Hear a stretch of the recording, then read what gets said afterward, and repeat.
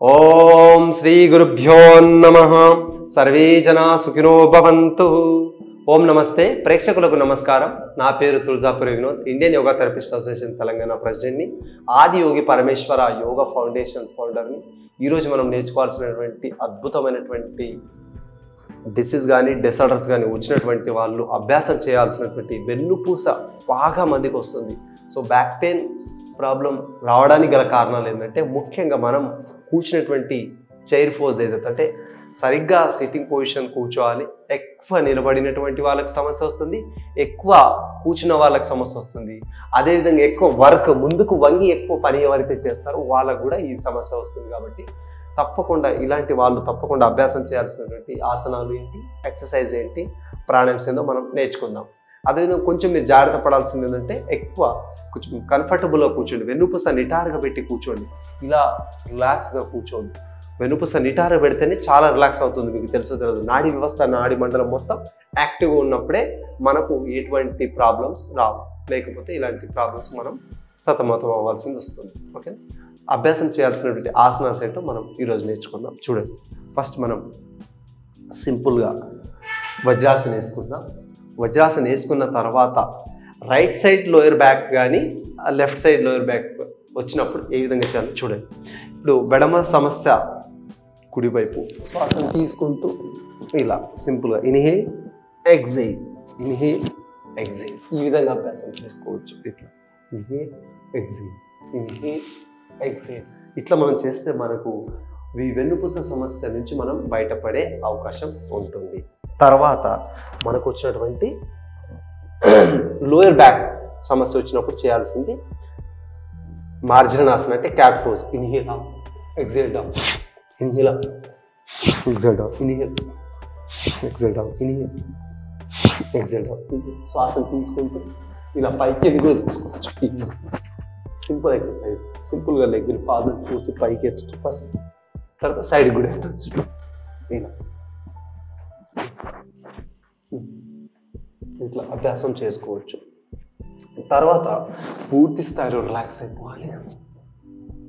ఇందులో మనం అభ్యాసం చేయాల్సింది ఏంటంటే, ఫస్ట్ సరళంగా మనకు భుజంగాసన్, సరళ భుజంగాసన్, తర్వాత ఆఫా పొజిషన్తో చేసుకోవచ్చు. ఫస్ట్ ఇలా చేయాలి. శ్వాసను తీసుకుంటూ పూర్తిగా ఇలా, తర్వాత ఈ చేతుల్ని రెండు కలిపేసి ఇలా పైకి ఎత్తాలి. తర్వాత కొంచెం ఎక్సర్సైజ్ చేసుకోవచ్చు. ఇట్లా ఈ విధంగా ఎక్సర్సైజ్ చేసుకోవచ్చు. తర్వాత షోల్డర్ లెవెల్ని తీసుకొని పూర్తి స్థాయిలో వెనక్కి బ్యాక్ బెండ్, తర్వాత నిదానంగా డౌన్ అవ్వాలి. తర్వాత శ్వాసను తీసుకుంటూ మనం ఎక్కడైతే ప్రాబ్లం ఉందో అక్కడ పట్టుకోవాలి. ఇలా పట్టుకొని శ్వాసను తీసుకుంటూ పూర్తిగా పైకి రావాలి. తర్వాత నిదానంగా డౌన్. తర్వాత విపరీత కర్ణి ముద్ర అక్కడ సైడ్ నుంచి చేయాలి. పని మనం చేయాల్సినటువంటి విపరీత నవాసన మనం అభ్యాసం చేద్దాం. ఇప్పుడు ఇన్హేల్ అప్, తర్వాత డౌన్, తర్వాత ఇన్హేల్ అప్, ఓన్లీ షోల్డర్ లెవెల్ని పైకి ఎత్తేసేయాలి, ఆపేసేయాలి. తర్వాత శలభాసన అభ్యాసం చేసుకోవచ్చు. ఒక్కొక్క ఆసనం మనం ఇక్కడ సమయపాలన నేను ఓన్లీ చూపించడం జరుగుతుంది. మీరు కనుక అభ్యాసం ఒక్కొక్క ఆసనం 2 నుంచి 4 నిమిషాలు అభ్యాసం చేసుకోవచ్చు. తర్వాత లెగ్ చేంజ్, శలభాసన. ఇట్లా శ్వాసను తీసుకుంటూ వదులుతూ, శ్వాసను తీసుకుంటూ వదులుతూ ఇలా అభ్యాసం చేసుకోవచ్చు. తర్వాత లాస్ట్ ఆసన ధనురాసన. కంప్లీట్లీ ఇన్హేల్ అప్, ఈ విధంగా చేస్తే సరిపోతుంది. కంప్లీట్గా రిలాక్స్.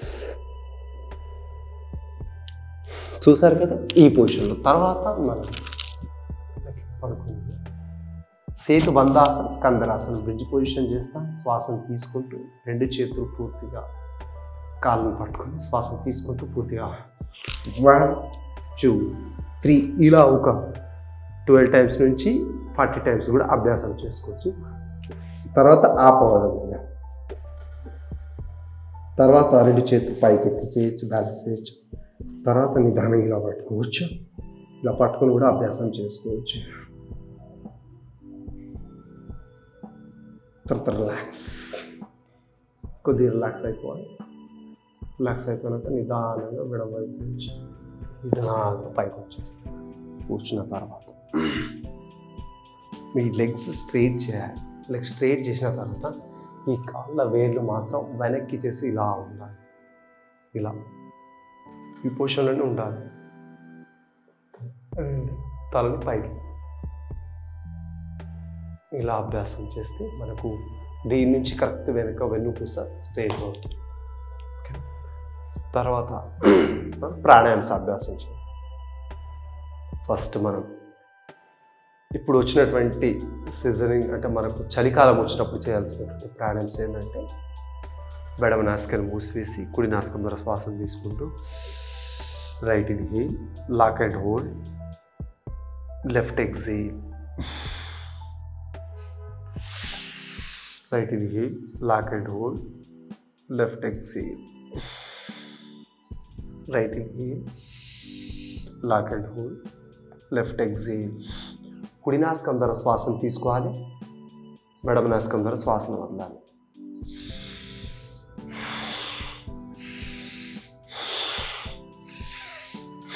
విత్ కుంభక, వితౌట్ కుంభక రెండు రకాలుగా చేయవచ్చు.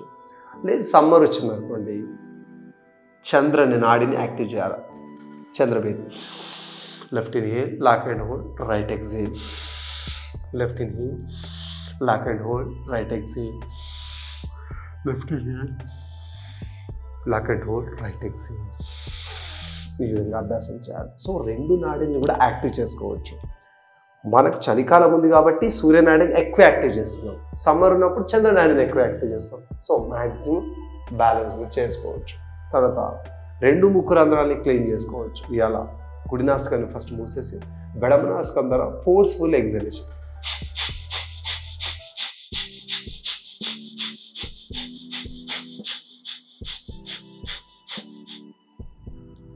కానీ కపాలభాతి ప్రాణాయామం చేయకండి, మ్యాక్సిమం అవాయిడ్ చేసేస్తాను. సింపుల్గా ఈ వేరియేషన్ చేస్తే సరిపోతుంది. వెన్నుపూస నిటారు పెట్టి చేయండి. ఇట్లా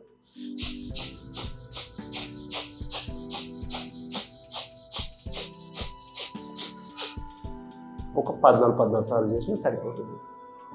సూర్యనాడిని, చంద్రనాడిని, ఈడ, పింగళ, సుషుమ్నాడి ఈ మూడు నాడుల్ని యాక్టివ్ చేయడానికి ఒకేసారి మ్యాక్సిమం బ్యాలెన్సింగ్ చేయడానికి అనులోమ విలోమ ప్రాణాయామం అభ్యాసం చేయొచ్చు. With kumbhaka, without kumbhaka. ఒకసారి చూడండి. కుడి నాసికాన్ని మూసేస్తున్నాం, ఎడమ నాసికం ద్వారా శ్వాసను తీసుకుంటున్నాం. ఉంగరపు వేలుతో ఎడమ నాసికాన్ని మూసివేసి కుడి నాసికం ద్వారా శ్వాసను ఆపేస్తున్నాం. కుడి నాసికం ద్వారా శ్వాసను తీసుకుంటున్నాం, ఎడమ నాసికం ద్వారా శ్వాసను నిదానంగా వదిలేస్తున్నాం. Left nostril inhalation, right nostril exhale, right nostril inhale, left nostril exhale. Without kumbhaka. With kumbhaka ఎలా చేయాలి? Left nostril inhale, lock and hold, right nostril exhale, lock and hold, right inhale, lock and hold, left nostril exhale. ఇలా ప్రతి నాస్ట్రల్ని lock and hold చేస్తే రెండు రంధ్రాల నుంచి శ్వాసను తీసుకున్నప్పుడు కుంభక స్థితి, శ్వాసను వదిలినప్పుడు కుంభక స్థితి. ఇలా మనం రెండు రకాలుగా చాలా అద్భుతంగా అభ్యాసం చేసి మన యొక్క వెన్నుపూస సమస్య రాకుండా ఉండడానికి చాలా చాలా ఉపయోగపడుతుంది. వచ్చినటువంటి వాళ్ళు మాత్రం థెరపెటికల్గా ఎక్సర్సైజ్, థెరపెటికల్ ఆసనాస్, థెరపెటికల్గా ప్రాణాయామ్స్ కానీ ఫుడ్ అండ్ న్యూట్రిషన్ కూడా కంట్రోల్లో పెట్టుకుని మనం ఒకళ్ళు అభ్యాసం చేస్తే అత్యధికంగా ప్రయోజనాలు మనకి వస్తాయి. మరో అంశంతో మీ ముందు ఉంటాను. అంతవరకు సెలవు. ఓం నమస్తే.